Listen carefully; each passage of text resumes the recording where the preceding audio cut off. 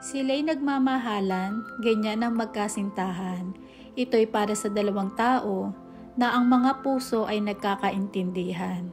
Ang pag-ibig ay ingatan dahil madali itong sugatan. Kahit manghangari mong maging masaya, darating at darating ang di pagkakaunawaan. Ika nila, wala naman talagang perpekto sa mundo. Pero kung ang pag-ibig ay wagas, ito hindi mabubuwag, bagkus maayos at lalong titibay. Ako man na isang tao, umiibig rin ako. Lahat ay di susukuan, lahat ay ipaglalaban para sa aking minamahal. Kay sarap magmahal at mahalin ka ng taong mahal mo.